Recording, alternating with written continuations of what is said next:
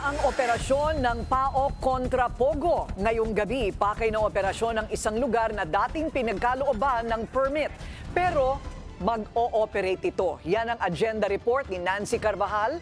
Live na nasa linya ng ating telepono, Nancy. So saan ba ang lugar na iyan at anong klaseng operasyon ang ginagawa?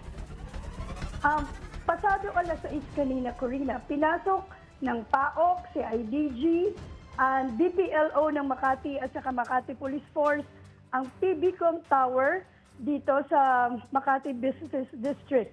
And unfortunately, wala silang naabutan.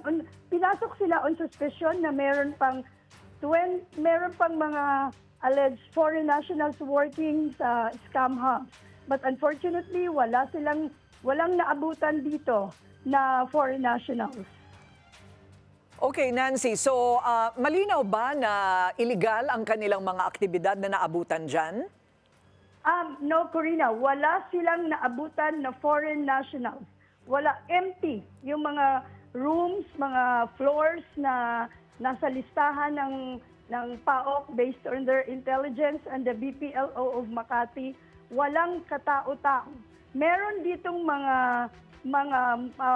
offices though na may nakapaskil na pina-close na sila ng PAGCOR because previously dito din naka-house yung 26 licensed POGO operators and IGL.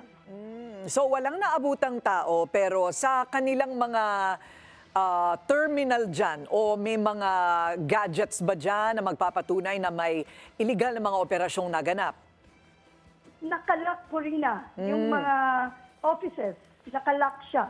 Although, yung isang office na bukas, yung security mismo, sinabi niya na may mga, the way she said it, may mga in-check dyan sa dulo. But nung pinuntahan din namin at saka ng mga pulis, sarado na rin, nakasarado, nakalock lahat. So, walang access, hindi napasok.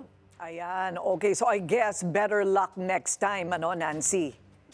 Yes. Parang ganon. Looks like it. Oo, yes. okay. Thank you very much. Nancy Carvajal, nag-uulat.